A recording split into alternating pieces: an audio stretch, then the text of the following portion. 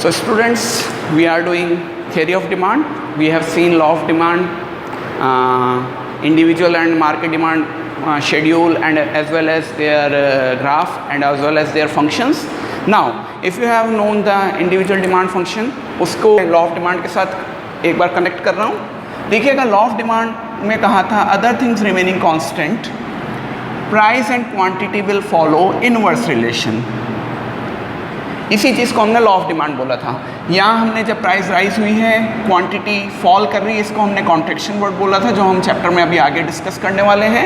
And यहाँ पर जब प्राइस फॉल करती है, इस समय जो डिमांड में राइज होता है उसको हम एक्सटेंशन के नाम से बुलाते हैं, जो भी हम आगे चैप्टर में डिस्कस करने वाले हैं. इस दौरान हमने बोला था कि अदर थिंग रिमेनिंग कांस्टेंट. अब अदर थिंग्स किनको कांस्टेंट माना गया है, तो मैं आपको बता दूं, क्योंकि अब आपने सो कॉल्ड डिमांड फंक्शंस पढ़ लिए हैं, तो P R, Y, T, E, N और वाई डी, इन सबको क्या माना गया है, कांस्टेंट माना गया है. और लॉ ऑफ डिमांड में केवल प्राइस और क्वांटिटी को आपस में रिलेट किया गया है. फिर से बता देता हूँ, लॉ ऑफ डिमांड में केवल प्राइस यानी पी एक्स और क्यू एक्स का रिलेशन है.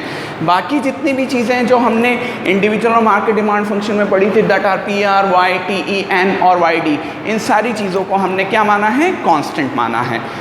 Okay.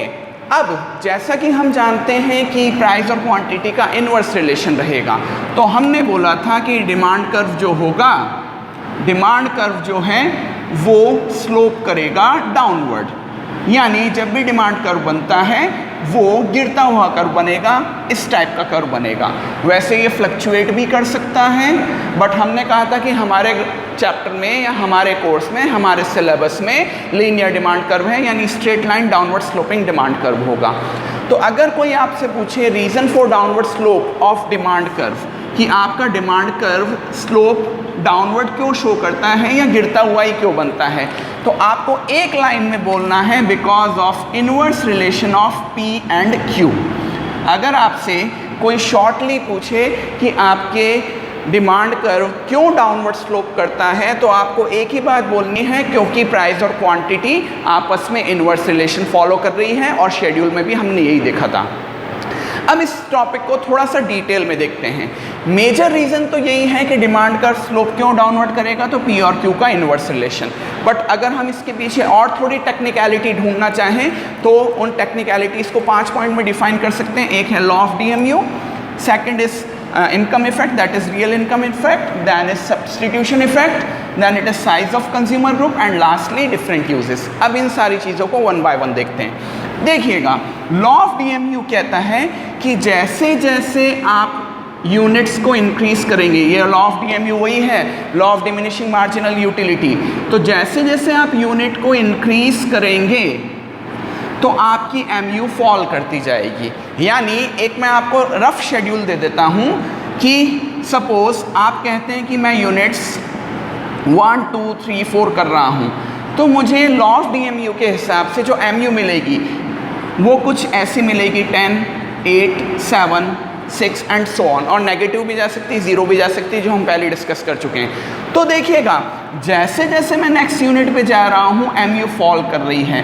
That means next unit, next या upcoming unit is giving, next और upcoming unit is giving lesser MU, और लेसर एमयू का मतलब है लेसर सेटिस्फेक्शन. तो सीधी सी बात है कि लेसर एमयू और लेसर सेटिस्फेक्शन है, तो इसके लिए मैं कैसी प्राइस पे करना चाहूँगा, कांस्टेंट थोड़ी करना चाहूँगा, मैं इसके लिए कम प्राइस पे करना चाहूँगा. फिर से बता देता हूँ कि जैसे जैसे मैं यूनिट इंक्रीज कर रहा हूँ, वैसे वैसे एमयू फॉल करती जाएगी लॉ ऑफ डीएमयू के हिसाब से. और एमयू के फॉल करने का मतलब क्या है, एमयू के फॉल करने का मतलब है कि मेरा सेटिस्फेक्शन गिर जाएगा, और सेटिस्फेक्शन कम मिल रहा है, इसके लिए मैं प्राइस कैसी पे करने में इंटरेस्टेड हूँगा, कम पे करने में इंटरेस्टेड हूँगा. या इसीलिए जैसे जैसे इधर मैं ये प्राइस यूनिट्स की क्वांटिटी बढ़ाऊँगा, तो अब अगर मैं यहाँ पे एक पी एक्स का कॉलम लॉन्च करूँ, तो वो पी एक्स मुझे फॉलिंग शो करेगा. तो पी एक्स और क्यू एक्स, ये क्यू एक्स का कॉलम हो गया. अगर ये राइज कर रहा है तो पी एक्स को फॉल करना पड़ेगा. तो ये है आपका first point, law of diminishing marginal utility के साथ. दूसरा मेजर पॉइंट आता है, that is coming out as income effect, और यहाँ हम डिस्कस करेंगे रियल इनकम इफेक्ट. देखिएगा, रियल इनकम इफेक्ट क्या होता है, या रियल रियल इनकम का मतलब क्या होता है? रियल इनकम का मतलब है बाइंग या purchasing power of money, buying या purchasing power of money.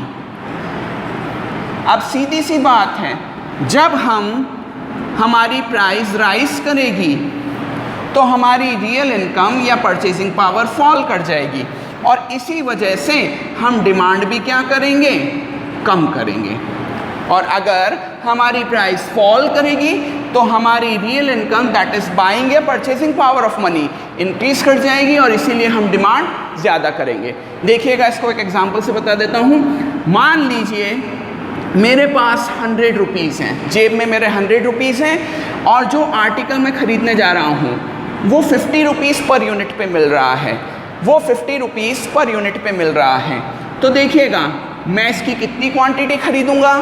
100/50 that is 2 unit खरीद पाऊँगा। देखिएगा, मैं क्या समझाना चाह रहा हूँ आपको बेटा? इनकम इफेक्ट या रियल इनकम इफेक्ट पढ़ाना चाह रहा हूँ।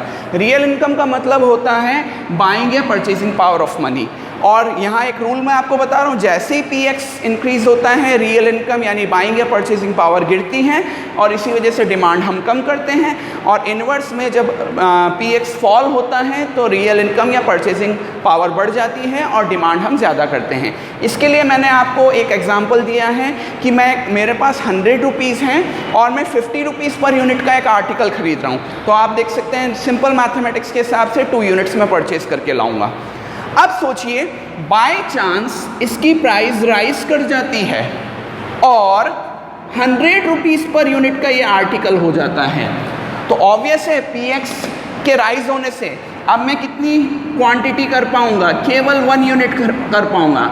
यानी प्राइस राइज होने से मेरी बाइंग पावर या फिर रियल इनकम फॉल कर गई, और इसी वजह से मैंने क्वांटिटी कम खरीदी। आप देख सकते हैं, सिंपल मैथमेटिक्स का एग्जांपल है।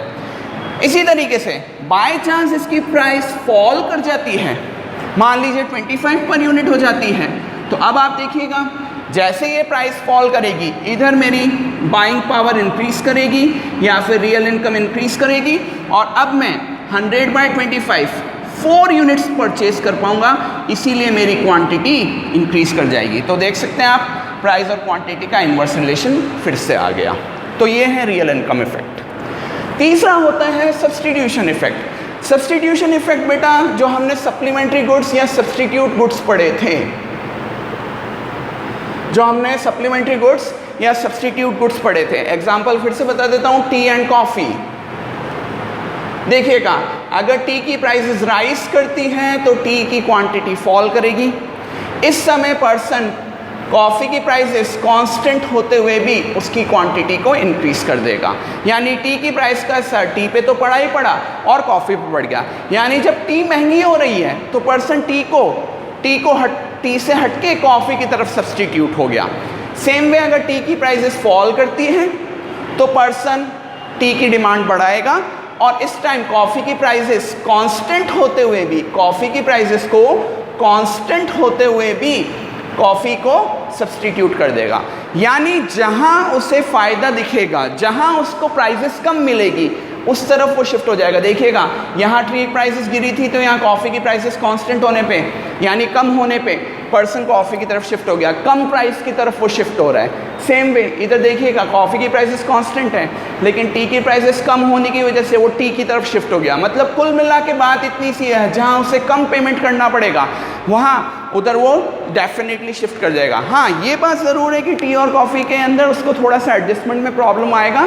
अगर वो टेस्ट वगैरह की तरफ जाता है तो डेफिनेटली रियल लाइफ में ऐसी सिचुएशन पॉसिबल नहीं है, बट अगर रेशनल कंज्यूमर होगा और टेस्ट की तरफ ध्यान ना दें तो जो हमने आपको कैलकुलेशन दी है और जो आपको एग्जाम्पल दिया है वो ऐसे ही फॉर्म आउट होगा। Next is size of consumer group. बड़ा सिंपल सा एग्जाम्पल देता हूँ बेटा, iPhone 11 जो अभी मैं भी ऑपरेट कर रहा हूँ, अराउंड 70,000 रुपीज़ का फ़ोन आ रहा है। अब आप खुद सोचिए, बहुत से लोग हैं जो 70,000 रुपीज़ का ये फ़ोन बियर नहीं कर पा रहे हैं, उनकी बाइंग कैपेसिटी नहीं है या उनके इनकम उनको अलाउ नहीं करती है कि ये 70,000 का फ़ोन खरीदे वो। बट सपोज़ इसकी प्राइसेस 30,000 आ जाती है किसी तरीके से, किसी ऑफर में या किसी अदर वजह से iPhone 11 की प्राइसेस 30,000 हो जाती है, तो आप खुद सोचिए बायर्स बढ़ेंगे या घटेंगे। यानी अब प्राइसेस कम होने पर ऑब्वियसली कुछ नए बायर्स आगे आ जाएंगे, क्योंकि प्रोडक्ट उनकी रेंज में आ चुका है, अब उनके बजट में आ चुका है, तो अब वो इस फ़ोन की डिमांड बढ़ा देंगे। यानी प्राइस फॉल होने से बायर्स कुछ नए बन जाते हैं, क्योंकि उनके इनकम ग्रुप में वो प्रोडक्ट बियरेबल हो जाता है। And lastly is different uses.